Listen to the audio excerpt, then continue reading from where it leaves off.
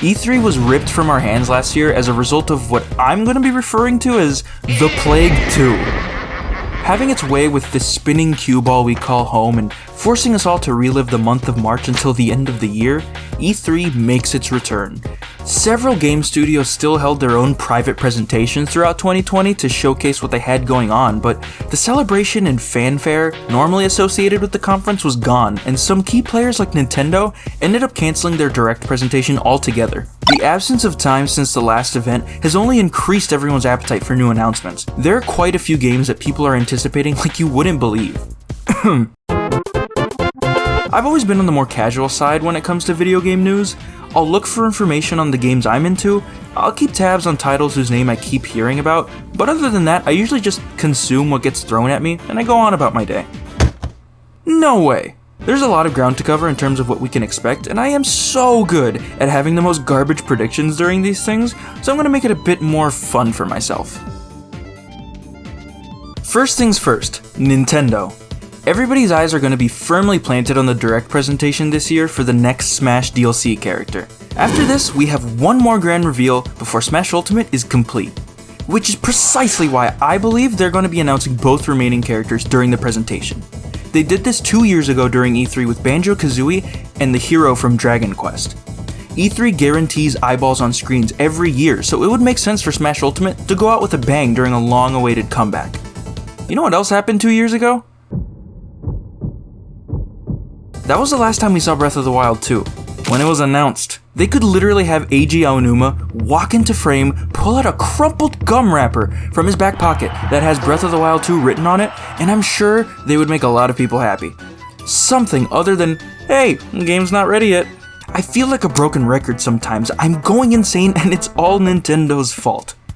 Now, I also went ahead and just filled out a whole row of sequels that we may have a chance of seeing. Psychonauts 2 looks like a lot of fun. There's still no official release date, other than that it's due before the year's out. I've never played the original, but after watching some trailers, I really want to get my hands on it and give it a go. Now I know that Sony isn't making an appearance, but anything can happen through the power of movie magic. Come on, you know that this is the sort of move Sony would pull if they didn't have backwards compatibility on the PS5. And who doesn't want to hear about God of War 2? I haven't even played God of War 2018, and I want to hear about God of War 2. I don't need to explain this one. Son of a bitch. Oh, we'll get to that. The version of this game was the only one that has alternate costumes. There's a good amount of possibilities that can come from the Xbox presentation, as this is their first E3 alongside Bethesda. Maybe Elder Scrolls 6 gets announced, with a logo and the faint roar of a dragon. Maybe we'll finally get to see Starfield, because it's been a while.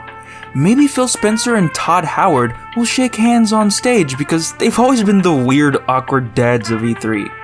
I can almost guarantee that the Halo Infinite multiplayer is going to get revealed here, since the game's delay effectively left Microsoft empty-handed during the launch of their next-gen system.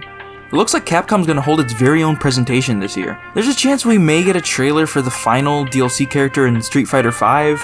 I can't imagine Capcom would be eager to showcase anything about the Resident Evil 4 remake, considering Resident Evil 8 just came out. But they might show us some more gameplay on the Resident Evil 4 VR game. I don't really have high hopes for anything exciting.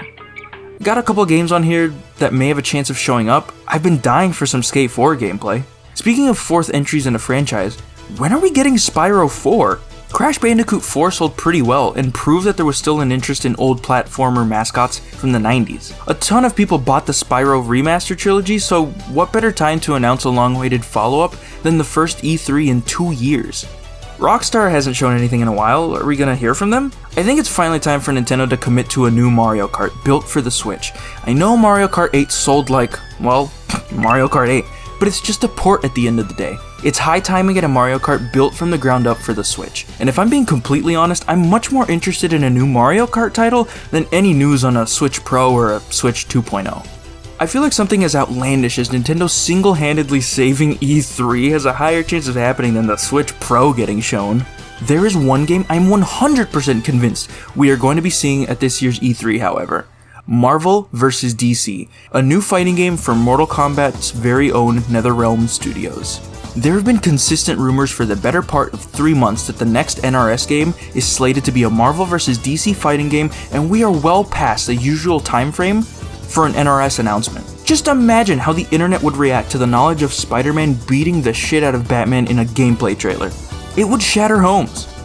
Lastly, I have to mention Elden Ring at some point. Where is it? Is it ever going to get shown to the public? Probably.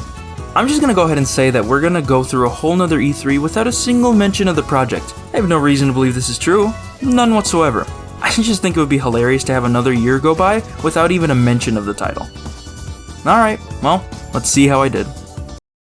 It's happening! Metroid Dread is happening! Finally, Breath of the Wild 2 gameplay! The new Battlefield looks so fun! Son of a bitch, it got a release date! Turns out I can't exactly predict the future. Who would have guessed? I'm not going to lie. Outside of a couple of big announcements, this year's showing at E3 was pretty uneventful. There wasn't any earth-shattering news, no crazy new announcements. It was mostly just a set of informationless teasers for upcoming titles, gameplay trailers and release dates for games that have been anticipated for a while, and a whole lot of pretty much every game I came up with didn't see the light of day. No Rockstar, no Skate 4, no Elder Scrolls. Microsoft decided to finally show off what the 3 people that purchased their consoles have to look forward to. The Halo Infinite multiplayer was revealed to the public. As a lifelong Halo fan, it definitely caught my eye far more than the initial reveal of the game did, but I'm still a little cautious. The fact that it's going to be free to play is interesting, to say the least. But does that mean that Microsoft expects people to pay $59.99 for a campaign mode? They also gave Psychonauts 2 a release date, finally. You can catch some volcanoes with the boys now, and they've released an actual trailer for Starfield. I still know nothing about Starfield. Kinda just looks like Fallout in space, which, wasn't that the whole point of Outer Worlds? Other than that, the Xbox presentation focused a lot on their desire to become the Netflix of video games with Game Pass, which we kind of already knew. My biggest letdown for the whole weekend was the lack of any sort of news from NetherRealm Studios. I mean, it's kind of on me since I didn't know that the Warner Bros. Showcase was going to be dedicated to a single title, but I just can't stop thinking about the possibility of a Marvel vs. DC fighting game. Speaking of publisher showcases that ended up being a complete wash,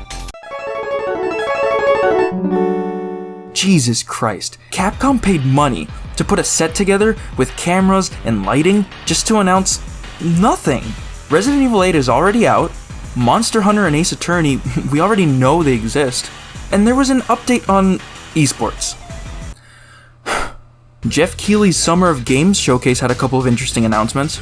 A new Borderlands spin-off is coming, Metal Slug is back in the form of a tactical RPG, Hideo Kojima showed up. Where there is Jeff Keighley, Hideo Kojima is surely right behind. Oh yeah, and a little game called fucking Elden Ring finally gave us some gameplay to sink our teeth into. Short but sweet, and with a release date to boot. I'm starting to see a trend with this year's E3. That just leaves us with Nintendo. Do they have what it takes to save E3? Because a lackluster game conference was definitely starting to resemble something of a hostage crisis, apparently. It turns out I can't predict the future. The Nintendo Direct was the only time I had fun watching any of these presentations. So many fun announcements that just made fans happy, and there were even a few curveballs to catch people off guard. Kazuya from the Tekken series made his way into Smash. Personally, I'm not a Tekken fan, but I think it's fun that another legacy fighting game got a spot on the roster. I was really confident that 2 characters would be shown though. Listen, you can't win them all. That's why we leave one spot blank and fill it in after we watch the presentation. There's a new WarioWare game coming, there's a new Mario Party game coming, and they actually decided to give fans a functional online experience to go along with it. Not only did a new 2D Metroid game get announced, but it happens to be Metroid Dread, a game 15 years in the making. It even got a release date. I cannot wait to get my hands on that. They even closed the show out with a bang by showing us the Zelda Game & Watch. No, for real, Breath of the Wild 2 finally showed off gameplay. It was brief as all hell, but it looks exciting, and I'm calling it right now. That right there is playable Zelda. Nothing screams it's definitely not coming out in 2022, like showing off gameplay 2 whole years after the damn thing gets announced. And with that, another E3 has come and gone. Really, a lot of this year's E3 was just forgettable. Like, I didn't even remember that Outer Worlds 2 got announced until, well, right now. I mentioned Outer Worlds earlier, and I completely forgot that a sequel is coming. It seems as though a lot of these companies just showed up to say something because it's E3, let alone the first E3 in 2 years. That's not to say that E3 is only worth it if there's world-ending news to be shared, but just look at Capcom's effort. What the hell was that? A bunch of E3 staples were here in full force. CGI trailers telling you nothing, release dates out the ass, and a whole lot of filler. I mean, if you don't like something, that just means it's filler, right? Right? There wasn't much that excited me or caught me by surprise, and a lot of the more interesting segments were just learning about projects we already knew about. Well, that's it. Here's to E3 2022, I guess. Wait, Verizon held an E3 presentation? For 43 minutes? 5G last. 5G, how 5G ultra-wideband network can enhance player performance.